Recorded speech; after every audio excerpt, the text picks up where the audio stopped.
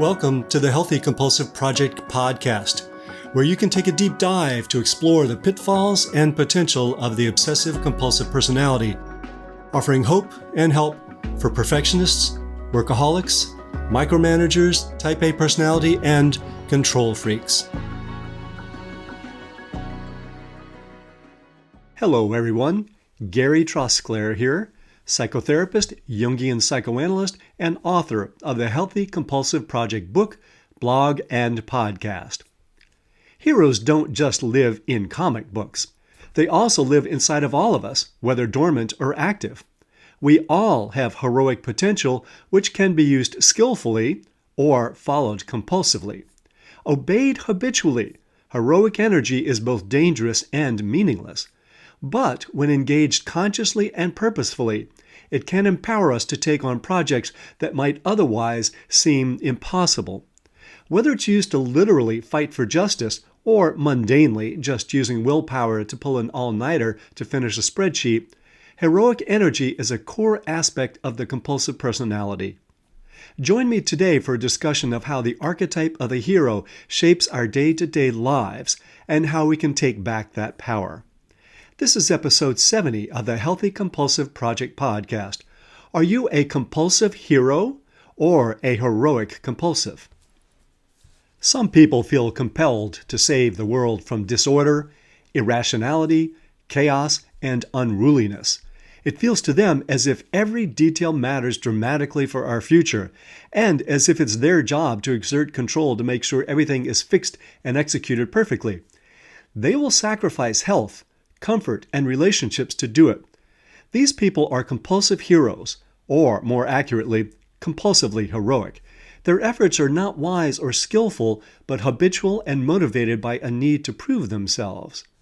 Other people bring the same willingness to work hard, take risks, make sure their challenging tasks get done impeccably, and sacrifice themselves if need be, but only when there is true meaning and purpose behind their actions. These people are heroically compulsive. One way to free ourselves from unhealthy compulsive behavior is to understand our motivations, what drives and actually controls us. While we're all unique, there are ancient and common patterns that underlie the roles we take on in life, such as mother, father, warrior, healer, savior, priest, jester, caretaker, and leader. These patterns are known as archetypes, and they're illustrated in myths and symbols. These patterns exert a magnetic influence that can give us intuitive guidance and energy to help us do what we need to do, or they can drag us into a perpetual rut of expectations and despair. Heroic energy can flow freely like water or be frozen and rigid like ice. Ever had that feeling that you just can't stop doing something? It's helpful to identify the archetype that drives us the most so that we can use the energy in a more conscious way. While we all have these possibilities in us, our individual predisposition favors some archetypes more than others. So I've been curious for some time about which archetypes hold the most sway for people who have compulsive personalities. While there are many archetypes that convey parts of the experience, I think that the one that most completely reflects it is the archetype of the hero. First, a caveat. I'll be referring to the hero and not the heroine in this post. The hero may be experienced by either men or women, but is decidedly more masculine in its nature. The archetype of the heroine is somewhat different. It uses alliance more naturally and increases the use of power rather than tempering it as heroes need to learn to do. But there's still a fair amount of overlap between the two. In this post, I'll be exploring just the hero archetype. Many people with compulsive tendencies, both men and women, have an especially large quotient of the hero archetype in their disposition. This can be a good thing, but when heroic energy gets hijacked to prove that we're good and valuable human beings, we then become driven by the archetype in an unhealthy way. But it's just as possible to be inspired by it in a healthy way. And, as I describe in my book, in doing so, we take back the wheel of the driven personality. If you put all the heroes in mythology and literature together and looked for the common denominators, here's what you'd come up with. And I'm going to list 7 qualities. They're driven, persistent, and determined to master problems. They are self-sacrificing. They're unflappable. They have high moral standards and are highly conscientious. They have superpowers. They experience some sort of internal conflict, struggle, insecurity, or weakness, such as Superman did with kryptonite. And finally, they are courageous. You might recognize some of these traits as the ideal of the compulsive personality. I'm not saying that compulsives actually achieve these ideals, but this is how they would like to think of themselves. Like heroes, compulsives have drive and determination, though what they do with that energy isn't always healthy. Like heroes, compulsives may sacrifice their health and relationships for other goals. They're good at delaying gratification and may do so interminably. Compulsives attempt to be unflappable. While they often get caught in frustration or anger, they like to think of themselves as eminently reasonable and may become detached from their emotions. Both heroes and compulsives have high moral standards, though compulsives can become rigid, judgmental, and preachy about those standards. Compulsives do have superpowers in that they typically have lots of energy, they actually have an enhanced visual perception, and they are naturally meticulous. Both heroes and compulsives have some sort of internal conflict, struggle, or insecurity. The question is whether the compulsive has the heroic courage to overcome their insecurity and inner conflicts so that they can use their talents generously, as the hero does. Is their heroic nature productive or destructive? Are they driving consciously, or are they being driven unconsciously by insecurities? Can they use their compulsive energy mindfully rather than habitually? Do they serve a purpose larger than eradicating their own insecurity? Are they heroically compulsive or compulsively heroic? People who are compulsively heroic infect the heroic journey with the worst of their insecurities and compulsive nature. People who are heroically compulsive use the attitude of the hero to channel their compulsive disposition. What appears to be an unhealthy compulsive personality, like OCPD, is often indiscriminate use of heroic energy. Or, as we say in the Jungian world, they are identified with the archetype of the hero. This is the only way they can think of themselves and therefore have little control over it. Let's talk about the purpose of the hero story. Stories about heroes are designed to inspire us and give us the courage we need to overcome challenges. They help us to develop discipline, achieve mastery over the world and ourselves, learn to accept limits, including death, become our unique selves and find our places in the world, and finally, solve problems and achieve courageous acts that serve the community. But there are also dangers in being heroic. Here are 5 of them. We may become inflated, thinking we're so special and important that we disregard the feelings and opinions of others.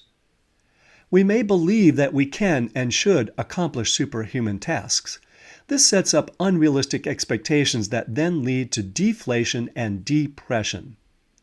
We may become perfectionistic to the degree that it inhibits us from trying things. We may become isolated, thinking we have to do it all ourselves because no one else could do it as well as we could. In our determination to take on challenges, we sometimes mistake inner challenges for outer challenges, using heroic energy to fight external dragons, like messy closets and slow drivers, and ignore the ones inside, such as unresolved fears and resentments. Unhealthy compulsives are perpetually slaying dragons.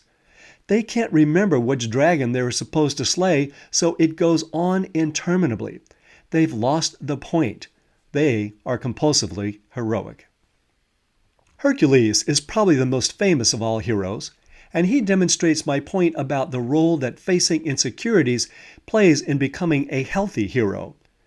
Even though we focus on Hercules' strength today, his most admirable characteristics were actually his virtue and generosity. He used his power to protect the oppressed. Still, he wasn't so secure about his goodness. No one, including Hercules himself, would doubt his power. But he did doubt his virtue, and he felt he had to prove it. In a fit of crazy behavior induced by his jealous stepmother, Hera, Hercules killed his family. To redeem himself, he took on 10 arduous and challenging labors. Some of you may be able to relate to this. Imagine that as a child you were furious at your parents and something happened to one of them. Maybe they cried, or maybe they developed an illness. You felt guilty and you engaged in a lifelong effort to try to redeem yourself, slaying the dragons of your selfishness. This strategy has its emotional logic, but it doesn't really work. If you try to achieve redemption by trying to be good when it wasn't actually your fault, you'll never deal with the actual feelings on the inside, a profound sadness about that which is out of your control, and, at the same time, a fear of your own power. The heroes of mythology come up against limitations and learned to accept them. This is a good model for people with compulsive personality. While we may want to deny the constraints of our bodies, the impossibility of perfection, the dead end of righteousness, and the utter futility of trying to control everything, part of our heroic task is to let go of control and to accept help from others. But a superficial take from the superheroes we're surrounded by today may lead us to develop insecurities when we compare ourselves to the unrealistic expectations they create. These expectations are some of the dragons that need to be challenged. In the written blog, I've included examples of the superheroes, both men and women, that our contemporary culture sets up as examples. While a lot about them is unrealistic, their bodies in particular can lead us to feel more insecure and to try to compensate with self-damaging goals and behavior. So challenging these expectations is very important. But it's also important to choose our battles. What's truly important and worth fighting for? What really holds meaning and will fulfill you? If, as I suggested at the beginning of this episode, we live as if everything needs to be just so or the world will fall apart, we will drive ourselves and everyone around us crazy. Anxiety can make us undiscriminating about the challenges we take on if we feel that we need to prove we're good. But if we can use heroic ideals to channel the strengths of a compulsive personality in a mindful way, it's a win-win situation. You can find transcripts of this podcast with links to research sources and lots more at the Healthy Compulsive blog, www.thehealthycompulsive.com. If you'd like to subscribe to the Healthy Compulsive podcast, hit that subscribe button. And for a thorough guide to cultivating the positive potential of the compulsive personality, find my book on Amazon, The Healthy Compulsive, Healing Obsessive-Compulsive Personality Disorder and Taking the Wheel of the Driven Personality. And if you find any of these helpful, let others know by leaving a review. Till next time, enjoy the drive.